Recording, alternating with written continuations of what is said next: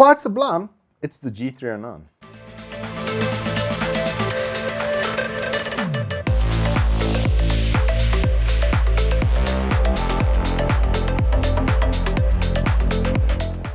Good afternoon, welcome to Turbo Tortoise Tech. If you're new here, I'm Reese of the 4-piece warranty, Wooks Triple XL, and we do dad jokes.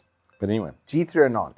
This is like a more mid-range thing with kind of a cool like side option with the power play, the powered mouse mat that you can use this with. So you don't have to put in a AA battery, but then you can put in a AA battery. And then it's got the dongle in the back and all the typical Logitech-y things with a Hero 25K sensor. So it's a G Pro X ambidextrous again, but different, but then the same, but then different, but then still the same, which is good because it's just typical. The Logitech quality is the TLDR for this review. Anywho, let's go through what's in the box. So inside of the G309's box, you then get a very, very nice rubberized cable that then has this little space for your dongle so that you can sit it right in front of the mouse where you're going to be using it. You get some grip tape as well, which is a nice little touch to throw in there. Obviously the little dongle itself, and then a proper AA Duracell battery. So you've got the real McCoy.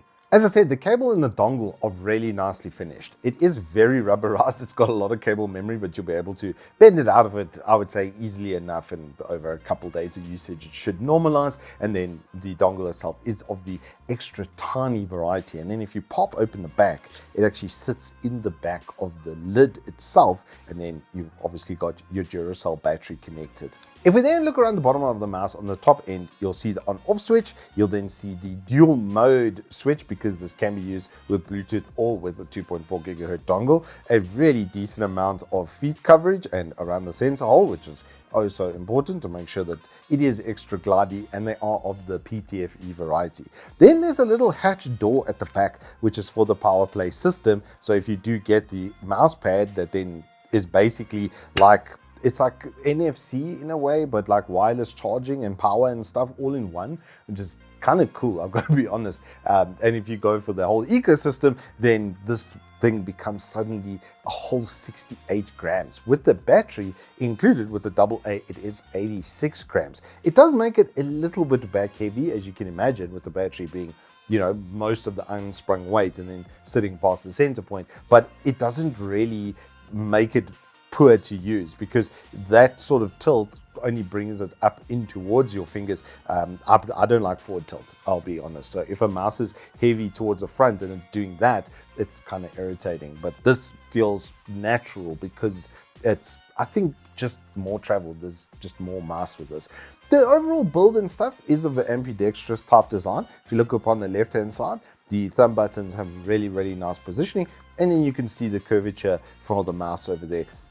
If we look at it from the front end, you're going to see that the clicks actually stick over the front of the body ever so slightly. It's kind of like a peak cap that it's got going on over there, which is, I like it. I actually like the way this thing looks quite a bit. And then the scroll sits behind that sucker with the DPI switch then at the back. If we're looking at now from the top on, you can see that. And then there's a little ridge there for you to push the back on and off if you need to get into there. You know, just all the dongle, etc. And then if we look on the left hand side, it's just more ambidextrous type of shape. The one thing that they have gotten right with this is the ever so inward outward curve on the sides of here. So when you do lift it up, the top ends are slightly curved outwards just to make it a little bit easier to use. Speaking of performance, this thing just shines because of Hero 25K sensor. Their switches are also really good, I've got to say, for their Light Force switches. They feel super, super crispy. And I'm assuming that these are hybrid, as they say. So it's like probably like a semi-optical, semi-mechanical type of switch, but they feel really good. They do click right at the back over here as well. So if you want a mega claw, like mega pint vibes on the back of this mouse, you'll be able to do that. Like I said, the build quality and the feel of this mouse is flipping amazing. The fact that you can just throw in a battery is kind of good.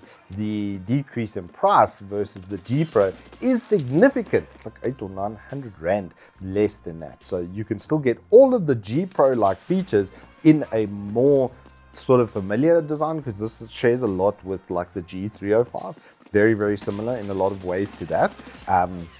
And then without all of that price premium by just throwing in a battery. And then they quote 300 hours worth of usage per AA. So if you get a cheap rechargeable set, as an example, then you'll be pretty much set to go for probably 2 or 3 years. And then if the battery fails, you can replace the battery and you don't have to replace the whole mouse, which is a big plus with things like this. Then, like I said, with the power play system, you can do away with the battery and it becomes 68 grams, which is really like in line with things like Glorious Model D, Model I, Model O, the original ones. They all were in that kind of bracket. And that's really the magic number, is in that like 60 to, I would say, 70 sort of gram area. This did feel heavier at 86 grams than what I'm used to. I daily drove a 59 gram until recently, and now I'm on like a 65, I think, or 67. So 20 grams is a little bit noticeable, but yeah, performance was not an issue. I played a bunch of games, including League and other FPS titles, and yeah, it was really, really good. TLDR. The build quality is great. The buttons feel good. The side buttons, the main clicks, even the DPI switch. It's got like a really nice positive feedback. And there's a light under here which you can change in the software to your preference, so you know which DPI you're on.